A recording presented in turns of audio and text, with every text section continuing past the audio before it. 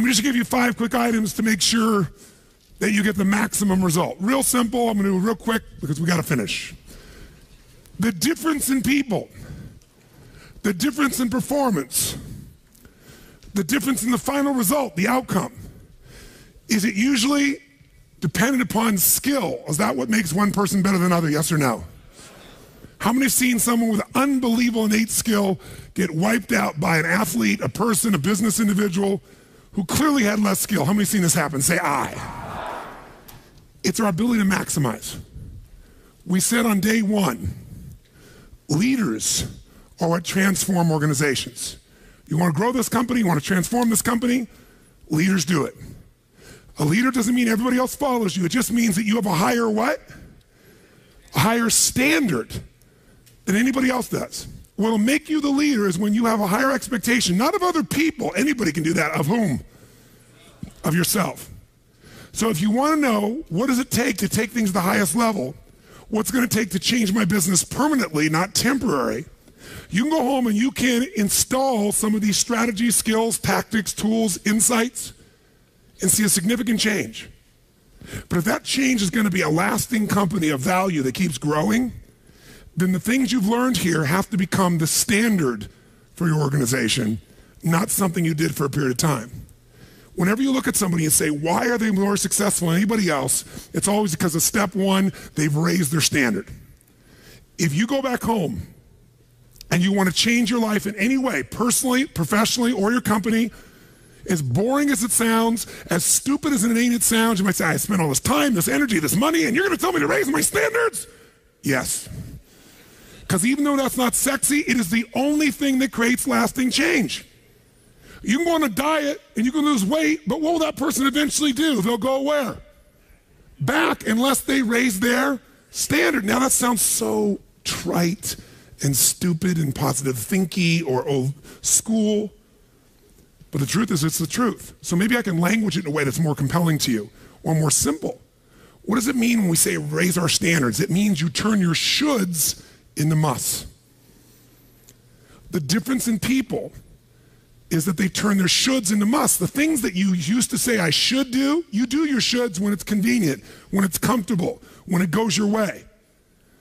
But when something is a must, not to other people, but a must to you, do you find the way to get it done, yes or no? Yes. So the difference in people is what's their must, or another word for that is what's their standard.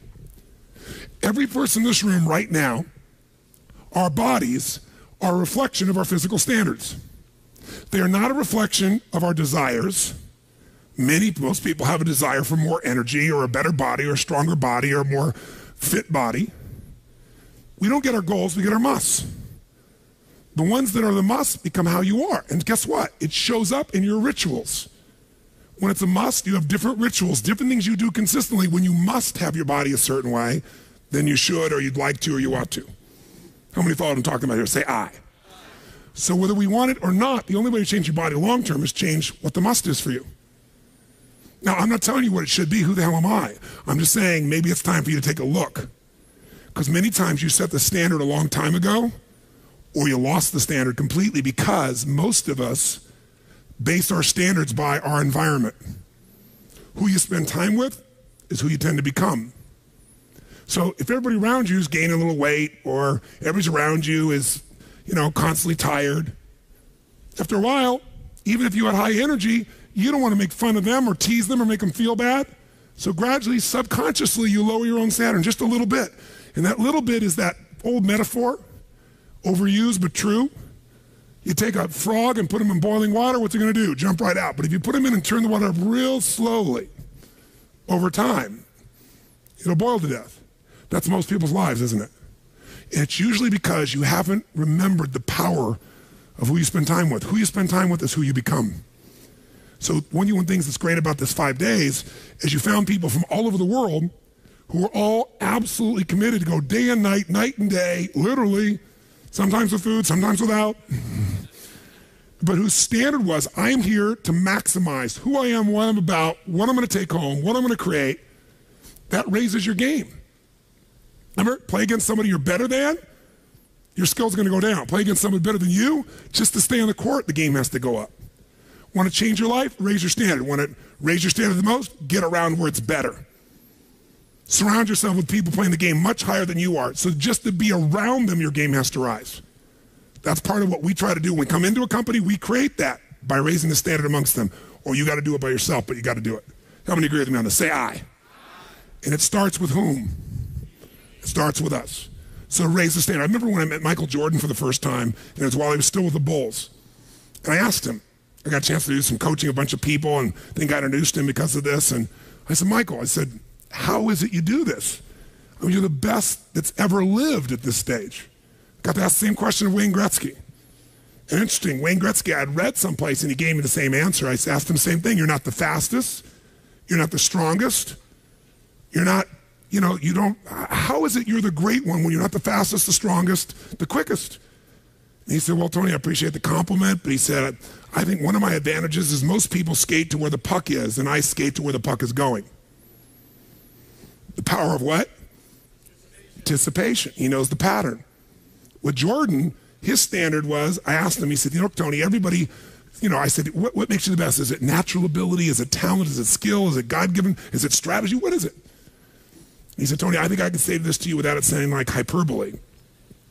He said, I have got unbelievable natural skills. But he said, study my history and you'll know why I am who I am. I did not make the high school varsity team when I was a sophomore in school. High school, I got cut. He said, I had a lot of natural talent, but the greatest gift of my life was a coach who said, you're not on the team. And I looked at him, I laughed at him. I said, you got to put me on the team. I'm the most talented guy out there. He said, no, you're not. He said, you have a lot of natural talent, but you have no heart, no absolute commitment, no real drive. You're not on my team.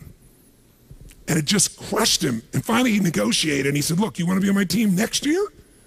Simple. Meet me every morning before school for a one-on-one practice, and I'll take this raw talent and I'll teach you discipline. I'll show you how to raise your standard. And if you show up the whole year, I'll guarantee you a spot next year. And if you don't, probably the same outcome's going to happen when you try out next year. He couldn't believe it. And guess what? Most people don't know. Michael Jordan got up every morning and drilled and drilled and drilled and didn't get to be on the team. And next year he was on the team, and he was not only good, he was great. Guess when his career exploded? When he lost again the championship to Detroit. And he was on the bus. He said he was crying in the back of the bus, physically crying, pissed off at all the other players that they hadn't done their job. And something inside of him snapped and realized, crying, whining, blaming everybody else is not the problem. I need to raise my, because he realized that's what did it for him originally. And you know what he did that year? He lifted weights like never in his entire life. He decided he was going to dominate every person, every floor, every place, every spot in the country. He's going to be stronger than anybody. He practiced like he'd never practiced in his life. And oh, by the way, he won how many NBA championships? How many in a row? 3. Retired, came back and won how many in a row? 3. Never anybody in history would even dream of such a thing, especially after retirement. That's the power of raising your standard. But guess who he competes with? Michael told me one time, he goes, Tony, if I competed with other people, I wouldn't be who I am. He said, my competition is with the best I can be. They're trying to compete with me. That's why I beat them. Because they're competing with where I am. But I'm competing with where I can be. Think about that mindset. Think how your life would be different if you raised the standard of what you expected from yourself, not your people, yourself, to that level. How things could shift. It's all about changing your shoulds to musts. It's all about going back and saying, this is how it's going to be. It's like when Gary Vee was here and guys were saying, man, I'm working so hard, man. I work from 9 to 6. He goes, yeah, what are you doing from 8 to 2? 8 p.m. to 2 a.m. That's when you master your craft. I always say to people, it's what you practice in private that you'll be rewarded for in public. People say, oh my God, you have this great ability, this great skill. They didn't see all the hours. This class, this course, I know tons of the stuff like the back of my hand. But if you talk to my team who's exhausted, they'll tell you we're up to 4 a.m. almost every night. To be able to figure out how to provide for you a life cycle and get it to be real so you can think about Nike and give you accurate information about when did they really get to young adult, when they fall down. We had to make phone calls, read financials, do all kinds of stuff. We did all that stuff. We were doing all these things and we've accomplished so much, and I figured out how to make it even better. That level of commitment is what makes you great at what you do and gives you that little edge that makes you stand out from everybody else. And that standing out is what makes somebody absolutely own an industry or brand themselves like nobody else in the world. That process is what this is about. Raise your standard. When you got to go home, you got to say, where are we going to raise the standard? What am I going to take that's been my should and make it absolute must? Where are we going to do that as a team and how are we going to pull it off? Now, who here has ever, by the way, your income right now is a result of your standards as well. It's not the industry and it's not the economy. Who here is making more money today than you made 10 years ago? Let me see your hands. How many feel like it's not enough today? Let me see your hands. And how could that be? Real estate's so cheap now. Computers are cheaper than they were then. You get so much more for your money. Because once you achieve a level, who knows what happens? You immediately, you close the gap, you create a new gap. That's because that's what makes us grow. Who's willing to go back to where you were 10 years ago? Not many. Some of you would be because it's gotten worse in the last 10 years for you. But the majority, there's no way. See, once you're fortunate enough, if you don't like cleaning house, once you're fortunate enough to have somebody clean your toilets, you will not be doing that again, unless you like that. You'll find somebody who loves cleaning toilets and you'll pay them handsomely. Because now to go back and do that, once you've had the privilege of not having to do that, it's a different game. It's a gross metaphor, but who gets what I'm talking about here? Say I. Once you have a must, you find a way to get to it. Every one of you in this room is earning what you must earn, not a dime more. Don't get me wrong, you might have big goals, big desires, but it's not a must for you. Because even when the economy crunches, if it's a must, you will find the way. How many agree with me on this? Say I. See, when it was a must for me to get at one level, I did. I remember it was a must for me to finally make $1 million a year. I had my son Jarek going to be born. I swore I would never have a child unless I was financially set, and I wasn't financially set, and he was on his way. I went from $38,000 a year to making $1 million a year in the next 12 months. And that was all BS. In my head, I thought all my growing up, all the pain was because my parents fought because there was no money. They would have fought anyway. Because I believed that, though, I raised the standard, made it happen. And then I made $1 million a year for 7 straight years. Even though I built 5 more companies, even though I was helping more people, I made the same amount of money. Guess why? That was my must. At some level above that, seemed greedy. Now, it wasn't like I had this incredible lifestyle. I owned a magical home. I had this place called the Del Mar Castle overlooking the ocean in Del Mar, California. But I was on the road, staying at the Ramada Inn in Milwaukee with shag carpeting and smelly, dead animals on the wall on my birthday. And my maid, she's back at home in the castle going, oh, Mr. Robbins, happy birthday. Oh, I can't help thanking you. It's so wonderful. Oh, Mr. Robbins, it's so beautiful here. I was sitting out in the jacuzzi overlooking the ocean. Oh, yes. Oh, I've lost 22 pounds. I can't tell you. It's been so amazing. I get on your Stairmaster and I watch Oprah. I love your gym, Mr. Robbins. And I'm thinking, she's got a multi-million-dollar lifestyle. How many can relate to this in some way, right? So I went from 38,000 to $1 million, so I changed my income. It became an absolute what? It was nothing about money. It was about growing. Because I knew to make more, I'd have to help more people. I'd have to expand. And I came with this goal. I wanted to feed all the people in San Diego that were homeless. First, my goal was 1/3 of the homeless people. And then my goal was everybody. I said, if I can go from 38,000 to $1 million, I should be able to go from $1 million to $3 million in 3 years, and I did it in 12 months. I found the why. I found the reasons. I got a different RPM. But it became a must for me, not a should. You're meeting your must, my friends. Maybe it's time to change your must. Some people's must is to survive. Some people's must is to be okay. Some people's must is to have freedom. Some people's must is to have more than they could possibly spend. Some people's must is take care of everybody around them. Whatever your must is, you're going to get it. When you leave here, get clear on your must. Or raise your what? Step 2, real fast. I'm going to do it real fast. Who here's ever raised the standard and you get out there and you go, I'm going to go do this, and I'm committed. I'm going to change this. I'm going to make that happen. I'm going to lose 50 pounds. I'm going to take my company to the next level. And you're all excited. And then all of a sudden this voice in your head goes, who are you kidding? Who's ever had one of these? Raise your hand. Say I. So once you raise your standard, you got to get certainty behind it. You can sustain it. And that means you got to change your limiting beliefs. You got to change your limiting beliefs. And who has limiting beliefs, by the way? Who? Everyone does. So you got to become aware of it and you got to destroy it. Now, how to do that? Honestly, if you've been to the UPW, you know how. If you haven't, come to join me in San Jose or someplace else and come through the experience. When you change your limiting belief, everything changes. Because as you believe, so is it done unto you. If you believe you're right or you believe you're wrong, you're right. Because whatever you're certain about, you find a way to support it. I always teach people to exercise. Try this. And if you know it, do it fresh. Look in this room real fast for everything that's brown in this room. I'm going to give you a test. What's brown? Quick. Look for brown, look for brown, look for brown. Brown hair, brown clothing, brown. Close your eyes. Tell me everything you saw in this room that's red. Raise your hand if you see more brown in your head than red and say I. Open your eyes. Now look for red. Look for red. Look for red. Look for red. Look for red. Look for red. Look everywhere for red. Look for red. Raise your hand if you found more red this time. Raise your hand, say I. Why? Because you're looking for it. Because whatever you focus on, you'll find. In fact, you'll find stuff that's not there. How many saw beige, called it brown just to feel successful? How many saw burgundy, called it red just to feel successful? See, once you believe something is a certain way, out of your need for certainty, you'll change things to meet that belief. Let me show you in 2 seconds flat why the rich get richer and the poor get poorer. I call it the success cycle, real fast. Draw yourself 4 squares, put them up on the screen here. You'll see, as I do this, take a quick look. You'll notice you've got the word potential up in the left-hand square. Up in the right-hand square is the word action. Bottom right is the word results. Bottom left is the word belief, or another word for that would be a sense of certainty. Potential, action, belief, results. And notice there's arrows in a clockwise fashion where they just keep feeding each other over and over and over again. So again, it's potential, action, results, belief, or another word for that would be certainty. Now, did you ever notice how rich people tend to get richer and poor people to get poorer? And I don't just mean rich in financial terms. I mean people that are rich emotionally. Did you ever notice how happy people tend to get happier?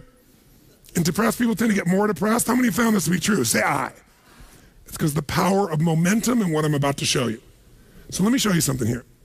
What's the potential of any human being? You tell me, quick. Unlimited. Do most people's results reflect that true potential? Yes or no? No way. Why? Because most people aren't taking enough what? But is it possible to take a lot of action and still get lousy results? What if you got a salesman that works for you and they walk out and they knock on 100 doors and they say, you wouldn't want to buy anything from me, would you? Or they don't say that verbally, but they say it non-verbally. Is that going to affect their results? Yes or no? So it's not enough even to take enough action, because when we believe it's not going to work or we're uncertain, does that affect how much of our potential we tap? Yes or no? See, if you don't think it's going to work, you're not going to put out a bunch of your energy when you think it's going to fail. And by the way, when you're not sure, you tap little potential. Do you take little or a lot of action? When you're not sure, when you think it's not going to work, do you take massive action or little action? Now, when you take little potential with little action, what kind of results do you get?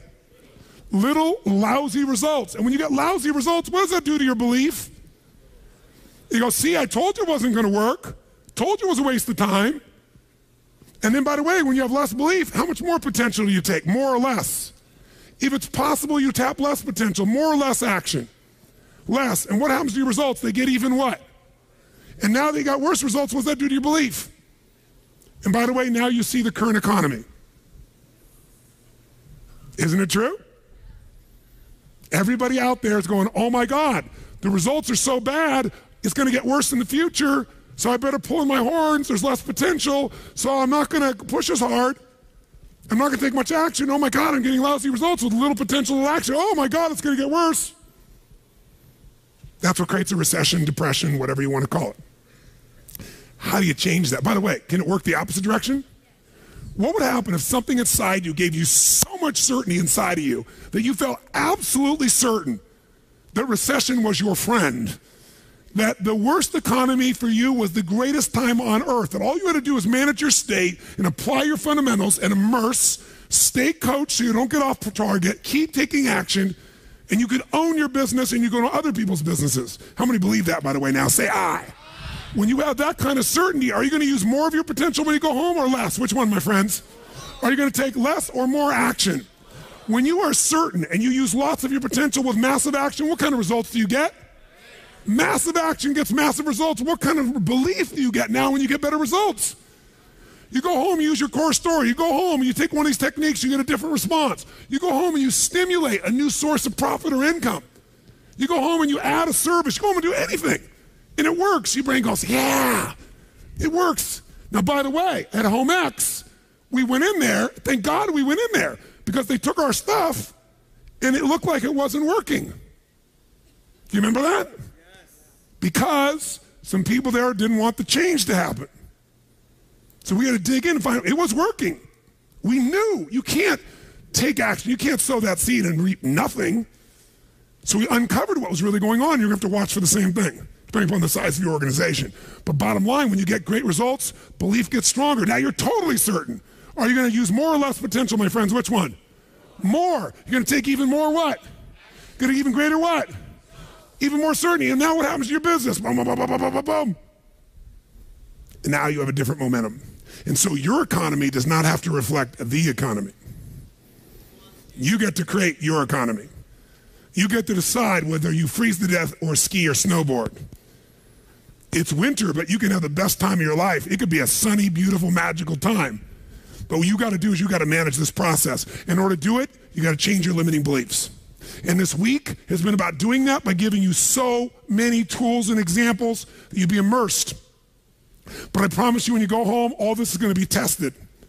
A, because all the stuff that's waiting for you after being gone for 5 days. B, all the people there you work with, their limiting beliefs, whether you have one employee or two because you're an army of 1 or 2 people, or whether you got 10,000. And so you have to be able to implement. This, by the way, is, I'm not here to sell you, bring us in if we can help. Do you think we could help? Yes or no? Yes or no? Bring us in and we'll do it. Or get your team together and find a way to make sure this momentum goes in the right direction. Make sense? Yes. This is the must. If you have this high standard, but you don't really believe because the momentum's in the wrong direction, having the tools will be worthless. That's where certainty, that's where everything else we teach, that's what I do in my events, that's where you guys have been there before, that's what you got to bring to the table. What are the 5 keys for integrating this? Number 1, you got to go home and raise your what? Come on, guys, raise your what? Which means turn your shoulds into. Step number 2, you got to go out and change your limiting what? Find anything that's limiting you and destroy it. What's the fastest way to destroy it? You can do it very quickly by producing the results in your mind over and over again. Or, why do you think I get people to walk on fire? Because they think it's impossible. When they walk in this fire, mentally you might say, oh, I can do it. But when they get in front of that fire and it's 2,000 degrees burning hot coals, it gets their full attention. And suddenly they have a state change. And when you get yourself in a state where you can storm through fire, it's not about fire walking. The state you're in to get yourself to walk across fire is the metaphor for anything that used to stop you, the fire of your life. And by the way, when you cross fire and you're on the other side doing something you once thought was difficult or impossible, it's that easy, your brain goes, what else can I do that I thought was impossible? It's unbelievable. It's not intellectual, it's emotional. Plus, after fire walking, cold calling is not a problem. You get the idea, ladies and gentlemen? All right? So what we're really talking about here is changing your beliefs. Now, here's the 3rd key. If you're going to get maximum results, you got to model what works. We brought you for 5 days and nights here, models of what works. Go back and get them. Now, here's where the challenge is. How many got tons to do in your normal list of things to do when you go home? How many got a lot to do? Say I. How many have a lot of outcomes you got to go after? Say I. How many have the same amount of time you had before? Say I. So in your business, if you need something to get done, you get it done because it's an absolute what? Or you hire someone to get it done. Hire us, hire someone else, get somebody inside. But are these things you're going home with musts or shoulds? Which one? Do whatever it takes. You say, I don't have the money. You don't have the money not to. Forget us. Hire somebody as an individual who knows what they're doing and put them in there. Leverage yourself. The only way you're going to get the game bigger is by taking a little bit of what, my friends? Risk, but that means get yourself some resources. Be resourceful enough to get the resources. What's great about this? What is this opening? What is this creating? What's possible? What have I not seen? This is going to make me see. What have I learned from this? What can I learn from this? What am I willing to do to still have it the way I want it? That's the 4th step. You intensify, and you innovate. And then there's the final 5th step. And that 5th step's really simple, my friends. And that is step up and give. Step up and give more than anyone else could possibly expect. The ultimate transformation happens when you stop trying to get and you start to give. Whenever you're at your best, you're giving. I remember so vividly driving in my car, my Volkswagen Bug, and I was struggling, and I was 19 years old. I was driving on a freeway in San Gabriel Valley, the 210 freeway, I'll never forget. And it's midnight, and I'm frustrated. I felt like I tried everything, and I had these big hits, like the one you just saw, and nothing was going my way, and I was frustrated, and I kept thinking, how come I'm not getting what I want? And all of a sudden, it just hit me on the freeway. I pulled over the side. It was almost midnight, no cars really around, grabbed my journal, and I wrote, and I still have the journal to this day from when I was 19 years old, full page, and I wrote, "The secret to living is giving." And I realized why I wasn't doing well. Because I all focused about what I wasn't getting. I was not focused on what I was not giving. And the whole game changed.